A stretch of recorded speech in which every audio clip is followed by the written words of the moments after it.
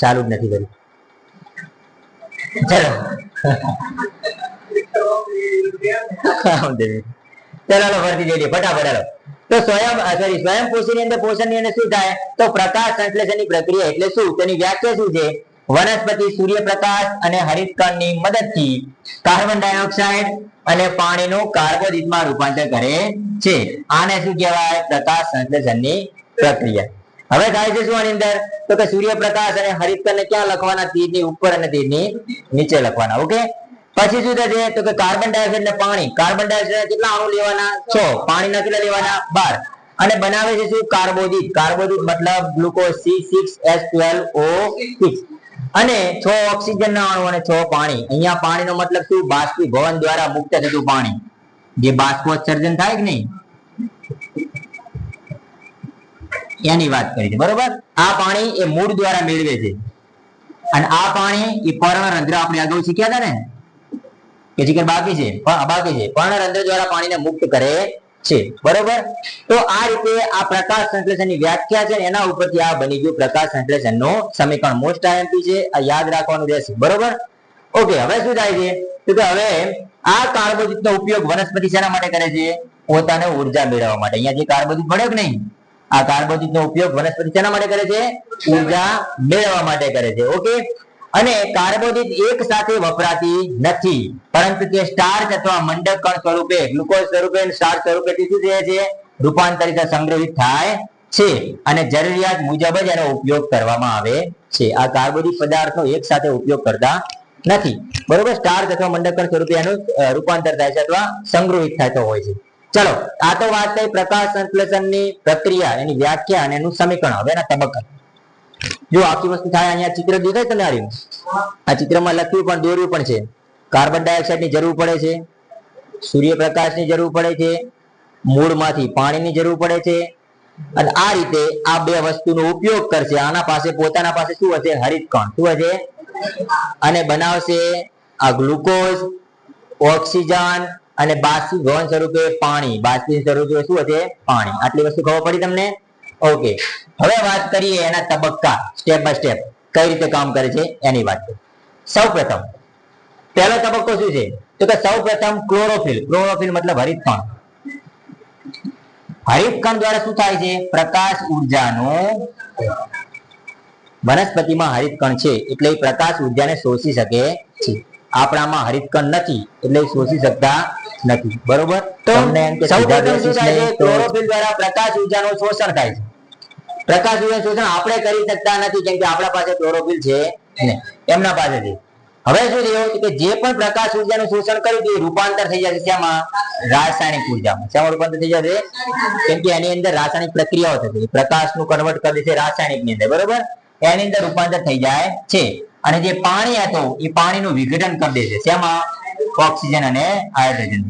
જે પાણી હતું પાણીનું વિઘટન થાય છે એમાં H2O2 અને O2 માં વિઘટન કરે છે. આ વસ્તુ થાય છે. આટલી વસ્તુ ખબર પડી?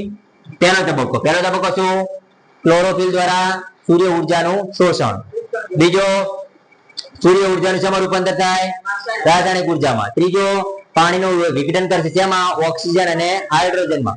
અને ચોથા નંબરનો તબક્કો કાર્બન ડાયોક્સાઇડ નું રિડક્શન થશે. અહીંયા લખ્યું નથી, કાર્બન ડાયોક્સાઇડ નું રિડક્શન થશે. શેમાં કાર્બન ડાયોક્સાઇડ રિડક્શન થશે? કાર્બોદિતમાં. કાર્બન ડાયોક્સાઇડ નું રિડક્શન કાર્બોદિતમાં થાય છે. આ મહત્વનો પ્રશ્ન છે, યાદ રાખજો. બરોબર, તો કાર્બન ડાયોક્સાઇડ નું રિડક્શન થઈ શું બને છે? કાર્બોદિત થાય છે. આ 4 તબક્કા તમારે ક્રમશઃ યાદ રાખવાના રહેશે. આ રીતે પ્રકાશ સંશ્લેષણની પ્રક્રિયા થાય છે. પરંતુ એવું જરૂરી નથી કે દરેક વનસ્પતિમાં આ ક્રમશઃ થાય આ રીતે પ્રોસેસ.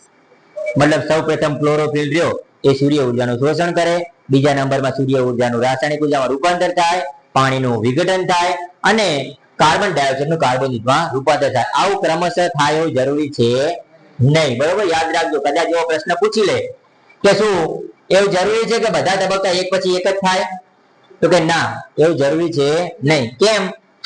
કારણ કે રણ નિવાસી વનસ્પતિ, કઈ વનસ્પતિની વાત કરી? મતલબ કે જે વનસ્પતિઓ રણમાં છે એ વનસ્પતિ રાત્રિ દરમિયાન કાર્બન ડાયોક્સાઇડ લે છે. ક્યારે કાર્બન ડાયોક્સાઇડ લે?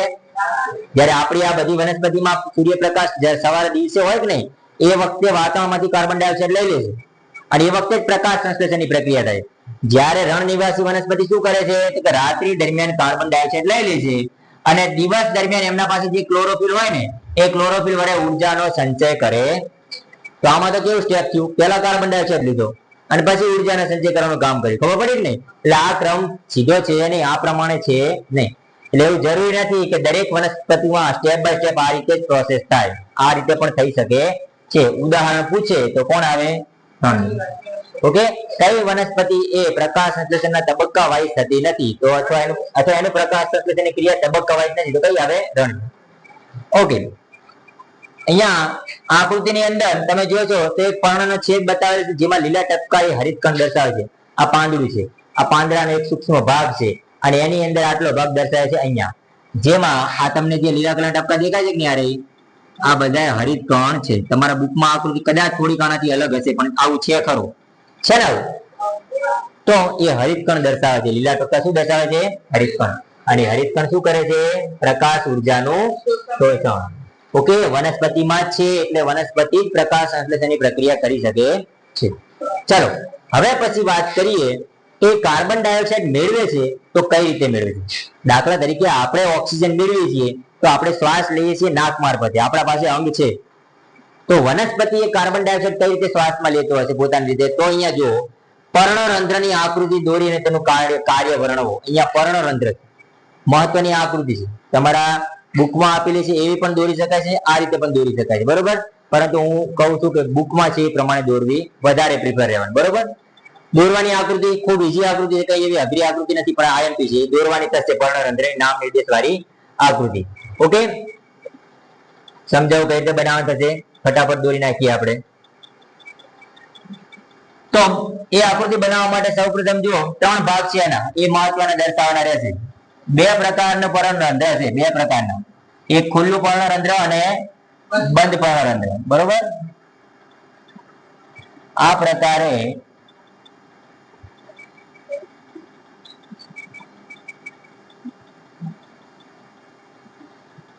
આ પ્રમાણેની રચના થશે અને પછી આમ જે ફૂલ બનાવતા હોય કે નહીં, એ ફૂલ જેવી રચના કરવાની થશે.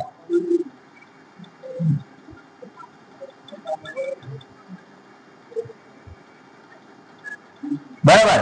હવે અહીંયા આ રીતે રાઉન્ડ બનાવી દીધું, જે શું દર્શાવે છે? હરિતકણ. જે જરૂરી છે એ દોરવાના. હવે અહીંયાથી જુઓ તો 3 નામ દર્શાવવાના છે. એક પર્ણરંધ્ર છિદ્ર, પર્ણરંધ્ર અથવા વાયુરંધ્ર છિદ્ર છે પહેલું. બીજું આ બે જે રચના છે એને કહેવાય રક્ષક કોષો, આ જરૂરી છે. અને આ જે ટપકા દોર્યા છે હરિતકણ. આ પહેલી આકૃતિ છે, આ છે ખુલ્લો પર્ણરંધ્ર. આ શું છે? ખુલ્લો પર્ણરંધ્ર. હવે બંધ માટે શું કરવાનું છે? આજે જગ્યા છે બંધ કરી દેવાની છે, એ પ્રમાણે આકૃતિ દોરવાની. ઓકે, નામ તો આ એકમાં લખો તો ચાલે, બરોબર? તો આ રીતની આની અંદર આકૃતિ તમારે દોરવાની થશે. ખૂબ ઈઝી છે એકદમ, પણ આઈએમપી પણ છે. આ ખુલ્લો પર્ણરંધ્ર અને આ બંધ પર્ણરંધ્ર. ઓકે, ચલો હવે જોઈએ પર્ણરંધ્ર વિશે. અને પર્ણરંધ્ર આપણે નામ નિર્દેશ સાથે આપણે આકૃતિ જોઈશું. તો એ આકૃતિ પણ દર્શાવી દીધી. હવે વાત કરીએ પર્ણરંધ્ર વિશે, એનું કામ શું છે. તો મેં તમને કીધું એ પ્રમાણે કઈ રીતે કાર્બન ડાયોક્સાઇડ પોતાના અંદર દાખલ કરે છે વનસ્પતિ. એ વનસ્પતિ માટે વાયુની આપલે કરવી, મતલબ કાર્બન ડાયોક્સાઇડ અંદર દાખલ કરો વનસ્પતિને અને બહાર ઓક્સિજન મુક્ત કરો, એ ક્રિયા કોના દ્વારા થાય છે? પર્ણરંધ્ર દ્વારા. કોના દ્વારા થાય છે? પર્ણરંધ્ર અથવા બીજું નામ છે વાયુરંધ્ર. કેમ કે વાયુની આપલે થાય છે. એ ક્યાં હોય છે? તો કે પર્ણની સપાટી ઉપર નાના નાના છિદ્ર હોય છે, એને જ પર્ણરંધ્ર કહેવામાં આવે છે. વ્યાખ્યા પૂછાય પર્ણરંધ્ર એટલે શું? તો કે પર્ણની સપાટી ઉપર આવેલા નાના નાના છિદ્રોને પર્ણરંધ્ર અથવા વાયુરંધ્ર કહેવામાં આવે છે. ઓકે, ખ્યાલ પડશે? બીજું, પ્રકાશ સંશ્લેષણ માટે જે વાયુની જરૂર પડે છે, કયો વાયુની જરૂર પડતી હતી? Carbon dioxide. Same to same મુક્ત કયો કરતી હતી? ઓક્સિજન. તો આ ક્યાંથી થતું હતું? તો કે મોટા ભાગનો વાયુનો વિનિમય આ છિદ્ર દ્વારા થાય છે. આ ઉપરાંત વાયુનો વિનિમય મૂળ પ્રકાંડ અને પર્ણ દ્વારા તો થાય જ છે, પણ મોટા પ્રમાણમાં કે કોના દ્વારા? આ પર્ણરંધ્ર દ્વારા, બરાબર? પર્ણરંધ્ર દ્વારા મોટા ભાગના પાણીનો પણ વ્યય કહેજો. પાણી શોષવાનું નથી કહેતા, વ્યય કરવાનું કહે છે, કેમ કે મેં હાલ જ તમને પ્રકાશ સંશ્લેષણની પ્રક્રિયા બતાવી દી, એમાં નિપજમાં પણ પાણી હતું. એ પાણીનો વ્યય થાય, એ પાણી દૂર થયું કે નહીં? દૂર થવું મતલબ વ્યય થવું. તો આ પણ કોના દ્વારા થાય છે? પર્ણરંધ્ર દ્વારા. પ્રશ્ન એવો પૂછાય કે વનસ્પતિમાં પાણીનો વ્યય નીચેનામાંથી કયા ભાગ દ્વારા થાય છે? તેમાં મૂળ લખેલું હશે, પ્રકાંડ લખેલું હશે, પર્ણ લખેલું હશે, તો આમાંથી શું આવે? તો પર્ણ આવે, કેમ કે પર્ણમાં રહેલા પર્ણરંધ્ર અને એના દ્વારા પાણીનો વ્યય.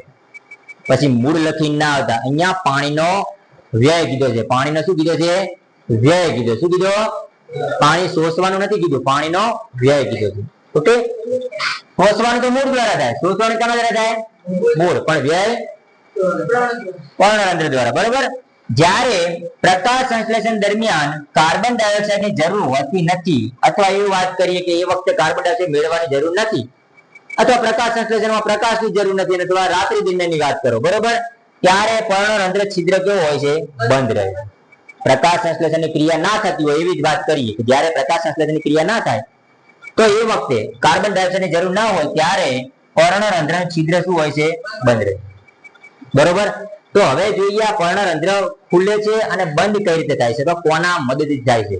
તો મેં તમને હાલ કીધું પ્રમાણે એના ફરતે બંને બાજુ રક્ષક કોષો છે. શું છે?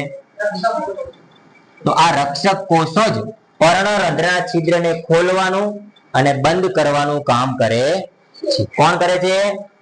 રક્ષક કોષો. કોણ કરે છે? રક્ષક કોષો. તો પર્ણરંધ્ર ખોલવાનું અને બંધ થવાનું નિયંત્રણ કોણ કરે છે? રક્ષક કોષો કરે છે. મોસ્ટ ટાઈમ પ્રશ્ન યાદ રાખજો કે પર્ણરંધ્રનું ખોલવાનું અને પર્ણરંધ્રને બંધ થવાનું નિયંત્રણ કોણ કરે છે? રક્ષક કોષો. હવે આ કઈ રીતે ખુલે છે અને કઈ રીતે બંધ થાય છે એની વાત કરીએ. તો જ્યારે રક્ષક કોષોમાં પાણી ભરાય, જ્યારે રક્ષક કોષોમાં શું થાય? પાણી ભરાય એટલે કોષ ખુલી જાય. રક્ષક કોષોમાં પાણી ભરાય ત્યારે કોષ ખુલે છે, અને કોષ ખુલી જાય એટલે એ જે છિદ્ર છે ખુલી જાય છે. તો દિવસ દરમિયાન આ પ્રક્રિયા થાય છે. તમે આ આકૃતિ દેખાય છે? આ બંને આકૃતિ, આમાં એક આકૃતિ દિવસની છે અને બીજી રાતની છે. આ ચંદ્ર દેખાય છે ને તમને, અને સૂર્ય છે. સમજ્યા આખી વસ્તુ? દિવસે લાઈટ હોય અને રાત્રિ દરમિયાન લાઈટ હોય નહીં. બરોબર. તો જો શું થશે, તો કે દિવસ દરમિયાન જ્યારે સૂર્યપ્રકાશ અથવા પ્રકાશ સંશ્લેષણની પ્રક્રિયા થશે ત્યારે રક્ષક અથવા પર્ણરંધ્ર ખુલ્લું છે, અને રાત્રિ દરમિયાન પર્ણરંધ્ર બંધ હોય છે, કેમ કે રાત્રે પ્રકાશ નથી તો પછી પ્રકાશ સંશ્લેષણની પ્રક્રિયા પણ નથી. તો રાત્રે પર્ણરંધ્ર કેવું હોય? બંધ હોય છે. ઓકે, તો હવે ખુલે છે કઈ રીતે? તો રક્ષક કોષોમાં શું ભરાઈ જાય? પાણી. કોઈ પણ કોષની અંદર પાણી ભરાય એટલે ફૂલી જાય. એ કોષ શું થઈ જાય? ફૂલી જાય. તમે પણ ઘણી વખત આવો અનુભવ કર્યો, તમે પાણીની અંદર કલાક 2 કલાક પડ્યા રહેજો, તમારા હાથ અને પગની આંગળીઓ કેવી થઈ જાય? ફૂલી જાય છે કે નહીં? તો તમારું શરીર પણ કોષોનું બનેલું છે કે નહીં? તો સતત પાણી જાય વધારે માત્રામાં એટલે કોષ ફૂલી જાય. તમારી આંગળીઓ કેવી થઈ જાય? ફોગાઈ જાય. થાય કે નહીં? એ કોષોમાં પાણી ગયું વધારે માત્રામાં એટલે ફૂલી ગયું. તો આ રક્ષક કોષમાં પાણી ગયું એટલે ફૂલી ગયું. ફૂલી જાય એટલે છિદ્ર ખુલે છે. અને જ્યારે રક્ષક કોષમાંથી પાણી દૂર થાય એટલે સંકોચાઈ જાય. એ કોષ શું થઈ જાય? સંકોચાય. અને સંકોચાય એટલે છિદ્ર શું થઈ જાય? આ યાદ રહેશે બે વસ્તુ. રક્ષક કોષોની અંદર પાણી ભરાય તો એ ફૂલે છે, ને ફૂલ્યા પછી રક્ષક કોષો સોરી પર્ણરંધ્ર ખુલી જાય, છિદ્ર ખુલી જાય છે. અને જ્યારે રક્ષક કોષોમાંથી પાણી દૂર થાય ત્યારે સંકોચાઈ જાય અને છિદ્ર બંધ થઈ જાય છે. તો પ્રકાશ સંશ્લેષણ વખતે પાણીની જરૂર હોય છે. પ્રકાશ સંશ્લેષણ વખતે કાર્બન ડાયોક્સાઇડ પ્લસ પાણી હોય છે કે નહીં? પાણીની જરૂર હોય છે. તો પાણી મળશે તો કે આ કોષોમાં પાણી ભરાશે એટલે છિદ્ર ખુલ્લું રહેશે. રાત્રે પ્રકાશ નથી તો પછી પાણીની જરૂર પડશે નહીં. પાણી નહીં હોય તો પછી શું થઈ જશે? સંકોચાઈ જાય, છિદ્ર. આખી વસ્તુ ખબર પડી? એટલે રાત્રિ દરમિયાન પ્રકાશ સંશ્લેષણની પ્રક્રિયા થતી નથી, અને રાત્રિ દરમિયાન ઓક્સિજન મુક્ત થતો નથી. આજુબાજુના વાતાવરણમાં જે કાર્બન ડાયોક્સાઇડ એને વનસ્પતિ લેવાનું કામ કરતું નથી. એટલે તો આપણા ઘરડા જે હતા એ શું કહેતા હતા કે રાત્રે વૃક્ષ નીચે ઊંઘાય નહીં, એવું કહેતા હતા. હાલ બી કહે છે. એમને એ નથી કદાચ ખબર હોય, ઘણા ખબર હોય, પણ અમુકને નથી ખબર કે રાત્રિ દરમિયાન પ્રકાશ, ખાલી શબ્દ નથી ખબર કે આ પ્રક્રિયા થતી નથી એટલે ના ઊંઘાય. દિવસ દરમિયાન ઊંઘાય, કેમ કે દિવસ દરમિયાન વનસ્પતિ ઓક્સિજન મુક્ત કરે છે. વનસ્પતિ શું મુક્ત કરે? ઓક્સિજન. અને ઓક્સિજન મુક્ત કરતો હોય ત્યાં નીચે ઊંઘાય, એટલે દિવસે ઊંઘતા હતા. પણ રાત્રે ઊંઘતા તો એને જો એમને સાયન્સ ખબર હતી, એમને ના ખબર હોય પણ એમને વાત તો ખબર હતી કે રાત્રે ઊંઘાય રાત્રે ઊંઘાય નહીં, જેમ કે પ્રકાશ સંશ્લેષણની પ્રક્રિયા ના થાય, રાત્રે વાતાવરણમાં કાર્બન ડાયોક્સાઇડ એના પાસે વધારે હોય છે, એના કારણે કદાચ એવું બને કે ભાઈ વાતાવરણમાં ઓક્સિજન જોવે એટલા પ્રમાણમાં એની આજુબાજુ ના હોય, આપણે મૂંઝવણ થવા માંડે, બને એવું, બરોબર. તો આ બીજા ઘણા બધા કારણો છે, પણ એમને એ વસ્તુનું નામ નથી ખબર, પણ એટલું તો ખબર હતી, એમના આગળની પેઢી ખબર જ પાછી કે આ કારણથી ના ઊંઘાય. પણ શું થાય કે ભાઈ એને પછીની પેઢી કદાચ એટલી બધી હોશિયાર ના હોય તો ખાલી એટલી જ યાદ રાખે રાત્રે ઊંઘાય, એટલે તમને કે એના છોકરાને કે એના છોકરાને કે ભાઈ રાત્રે ઊંઘાય, એટલે માહિતી એક્ઝેક્ટ ના હોય. પણ આપણા પૂર્વજો ખૂબ હોશિયાર હતા. આપણું જેમ બને મગજ લો થતું જાય છે. પેલા ખૂબ જ આ મગજ જબરજસ્ત હતું. પહેલાના ઋષિ મુનિઓ જે આપણે કહેતા હતા એ ઋષિ મુનિઓ બીજા કઈ નહીં પણ પીએચડી ડોક્ટર હતા, બધા સાયન્ટિસ્ટ હતા. એ બધા સાયન્ટિસ્ટ હતા, એમને અલગ અલગ પ્રકારની શોધો કરી હતી, બરોબર. આપણે ધીમે ધીમે ધીમે ધીમે સાવ આપણું મગજ આટલું વિકૃત થતું ગયું. બાકી પહેલાના પૂર્વજો ખૂબ હોશિયાર હતા. આપણે વાત કરીએ સૂર્યમંડળ ની અંદર 9 ગ્રહો હતા. એ 9 ગ્રહોની વાત કરીએ તો 9 ગ્રહો તો હમણે પેલું ટેલિસ્કોપ આવ્યું જોયું ત્યારે ખબર પડી કે આપણા સૂર્યમંડળમાં 9 ગ્રહો છે.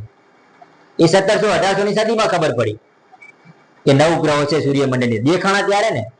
પણ આ તો એની પહેલાની વાત છે કે આપણા પૂર્વજોમાં લેખમાં લખેલું છે કે ભાઈ તને આ ગ્રહ નડે છે, તને આ ગ્રહ નડે છે. ગ્રહો તો આપણને પહેલથી નડતા હતા. એમને કઈ ખબર, એમને આગળ દૂરબીન હતું. દૂરબીનની શોધ તો હમણાં થઈ, ટેલિસ્કોપની શોધ તો હમણાં થઈ, અને પછી ખબર પડી કે ભાઈ આટલા ગ્રહો છે સૂર્યમંડળમાં. અને આપણા પૂર્વજોને ઋષિ મુનિઓને તો પહેલથી ખબર હતી, પેલા તને તો શનિ નડે છે, તને તો આ શુક્ર નડે છે. પહેલથી એમને ખબર હતી ગ્રહો 9 છે, વગર દેખે વિચારો. એટલે ખૂબ હોશિયાર હતા. હવે ગમે તે રીતે જાણતા, આપણને ખબર નથી પણ જાણતા ખરા. આપણું મગજ જતું રહ્યું, બાકી એમનું મગજ તો ખૂબ તેજ હતું. ઓકે, તો આ પ્રમાણે એ વાયુરંધ્ર દ્વારા અથવા પર્ણરંધ્ર દ્વારા વાયુની આપલે થતી હોય છે. સૌ પ્રથમ કહેવા જઈએ તો જોવા જઈએ તો સૌ પ્રથમ શું થાય છે એની અંદર કે કાર્બન ડાયોક્સાઇડ એની અંદર છિદ્રમાંથી અંદર દાખલ થાય છે. ઓકે, તો આ પ્રમાણે જે છિદ્ર છે એની અંદર શું થશે તો કે દિવસ દરમિયાન કાર્બન ડાયોક્સાઇડ અંદર જશે અને ઓક્સિજન બહાર નીકળશે. રાત્રિ દરમિયાન એ પ્રક્રિયા હવે થશે, ઓક્સિજન જેવો બને એવો બહાર મળતો નથી, એટલે ના ઊંઘાતું. ખબર પડી ને? ઓકે, તો આ પ્રકાશ સંશ્લેષણમાં તમે જુઓ તો વાયુનું વિનિમય કોના દ્વારા થયું? પર્ણરંધ્ર દ્વારા થયું. કોના દ્વારા થયું? પર્ણરંધ્ર. સાથે સાથે પાણી પણ મુક્ત કરે છે, એટલે પાણીનો પણ વ્યય થયો કહેવાય. કહેવાય કે ના કહેવાય? ચલો હાલો, આ તો વાત થઈ વાયુ માટેની. પરંતુ વનસ્પતિ માત્ર વાયુ અને પાણી મેળવતું નથી, એને પોષણ માટે ઘણા પોષક તત્વો અને ખનિજ ક્ષારની પણ જરૂર પડે છે. ઓકે, તો વનસ્પતિમાં ખનિજ ક્ષારનું વહન કઈ રીતે થાય છે એના વિશે જોઈએ. તો વનસ્પતિમાં પ્રકાશ સંશ્લેષણ માટે જરૂરી પાણી છે ને એને ક્યાંથી મળી જાય છે? મૂળ. મોસ્ટ ઓફ પાણી એને ક્યાંથી મળશે? મૂળમાંથી. ક્યાંથી મળે છે? મૂળમાંથી પાણી મળી રહે છે. એ હવે પાંદડા દ્વારા પાણી મેળવતું નથી. પાણી શેના દ્વારા મેળવે? અને કાર્બન ડાયોક્સાઇડ શેના દ્વારા મેળવે? પર્ણરંધ્ર દ્વારા. ખબર પડી આખી વસ્તુ? અહીંથી મૂળથી શું મેળવે છે? પાણી. અને અહીંથી ઓકે, મુક્ત ક્યાંથી કરે? ઓક્સિજન પાંદડા દ્વારા. સેમ ટુ સેમ પાણી પણ ક્યાંથી મુક્ત કરે? એ પણ પાંદડા દ્વારા જ, બાષ્પોત્સર્જનની ક્રિયા દ્વારા. ખબર પડી આખી વસ્તુ? આ બે વસ્તુ અહીંયાથી મેળવે છે અને આ રીતે મુક્ત કરે છે, પર્ણરંધ્ર દ્વારા અથવા વાયુરંધ્ર દ્વારા. મૂળ દ્વારા પાણી મેળવે છે. પોતાની વૃદ્ધિ માટે એને અન્ય ખનિજ ક્ષાર પણ જરૂર પડતી હોય છે. ખનિજોની જરૂર પડે. દાખલા તરીકે નાઇટ્રોજન, ફોસ્ફરસ, આયર્ન, મેગ્નેશિયમ, આ બધા તત્વો. એટલે તો તમે જુઓ ખેતરની અંદર તમારા ખેતરમાં નાખતા હોય છે ને, ફોસ્ફરસ નાખતા હોય છે, યુરિયા નાખતા હોય છે, આ બધા ખાતરો નાખતા હોય છે કે નહીં? એ ખાતરના કારણે જમીનમાં નાઇટ્રોજન, ફોસ્ફરસ, આયર્ન આ બધું વધે, અને વધે તો એ મળે, એને એ વનસ્પતિને છોડને એ પોષક તત્વો મળે અને વૃદ્ધિ કરે. ખબર પડી આટલી વસ્તુ? તો એને આવા ખનિજ ક્ષારની પણ જરૂર પડતી હોય છે. હવે આ ક્યાંથી મેળવે? એ પણ ભૂમિમાંથી જ મેળવે, જમીનની અંદરથી.